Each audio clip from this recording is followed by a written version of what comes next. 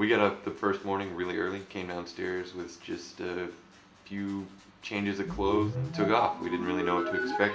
Got in the car and headed out.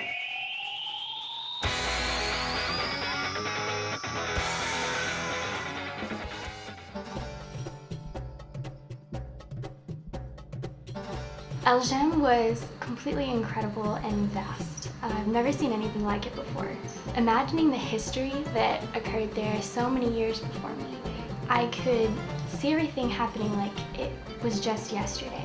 Going down into the dungeons, standing out there, imagining the crowds, battles that could have taken place in the Colosseum. It was surreal.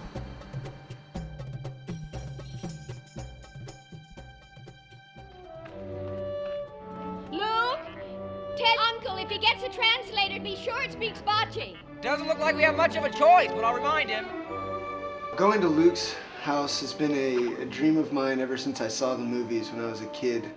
And then to be able to go to the sets of those and just see where they were filmed and standing where he stood and walk around where Luke walked is just an awesome experience.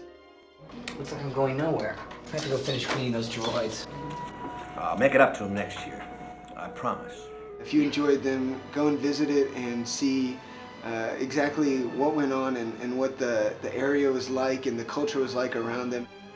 It's just an awesome experience. It makes me that much more of a Star Wars fan.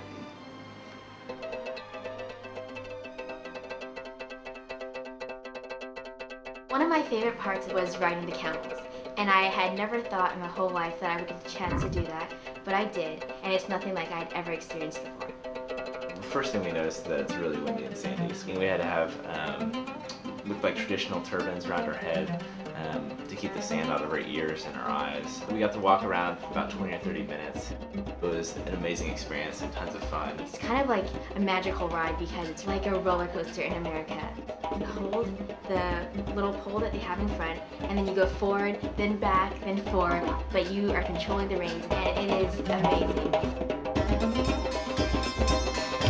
They had dune buggies that you could ride around in a desert dune buggy course, and they also had a thing that looked like a dune buggy, but it also had wings that we didn't actually get to experience because it was a little bit too windy. But you could get in there, and they had a driver that would actually fly. The Salt Sea was one of the world's really coolest natural phenomena that I've seen ever in my life. The first thing that we saw when we pulled up was just these pools of red water that looked like blood, and it was a little bit scary. It was so flat. You could just see for miles and miles and miles just white, flat ground. And I didn't know so much of nothing could be so beautiful.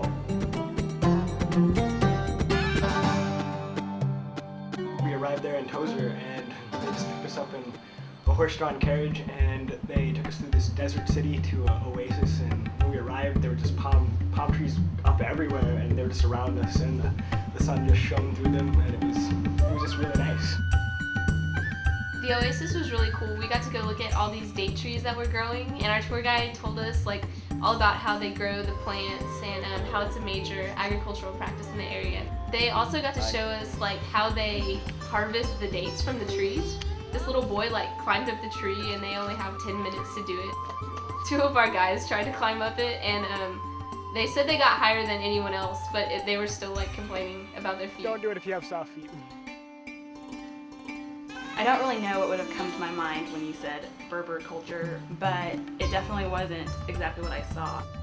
From the moment you walk into the area where the show is, there are people playing flutes of some kind and banging on drums, and the music was something we hadn't really heard before, but all the drumming and the clapping and the flute playing kind of kept you going all night. There was a guy balancing crazy things on his head, 9 or 10 jugs. The belly dancing was something I hadn't ever seen. The snake charmer actually kissed the snake.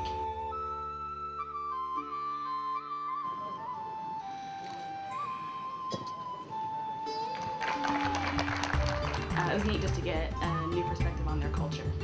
Definitely a once-in-a-lifetime experience. My favorite part of the trip was riding the sand dunes. Better than any ride I've ever been on. We would go up this hill, and all you could see was the front of the car and sky. It was like we were in a movie. Indiana Jones.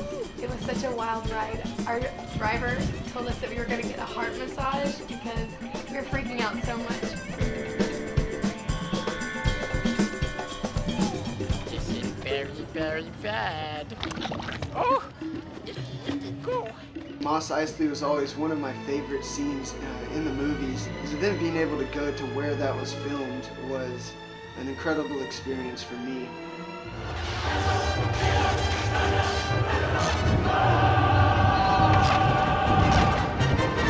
To see kind of what the cast and what the filming crew had to go through while they were filming. It was dirty and sandy and hot, and it really makes you appreciate the movies a little bit more, seeing kind of the torture really that they had to go through to film those movies and make them as great as they are. We got to cross over the Tunisian-Algerian border and go just a couple steps into Algeria. This is me standing in Algerian soil. I own an Algerian cactus! In other places where they have Roman ruins, you have to look from afar and you can't really touch things and experience them firsthand, but they took us to a Roman village called Spatla. We were able to climb on the greatest Roman ruins I've ever seen. We could climb up on the house and look into the different rooms and see how it was laid out, and the big gathering place. We were able to go inside the buildings and see just the massive size of the columns that held everything up, and it was just a really cool experience to be able to walk around and touch things and feel things and just see how it was all put together. We all know about North Africa, but seeing it with your own eyes and being there, there's just nothing like it. I had no idea what to expect. It was wonderful just to really experience all of Africa, I felt like. I don't think this is your typical vacation. Getting to travel 1,500 kilometers in 3 days was awesome because I got to see a completely different side of the world. I would say Desert Explorer is the way to go. It basically tops any other vacation experience you could ever have. I definitely would not have traded this weekend for the world. I would do it all over again if I could.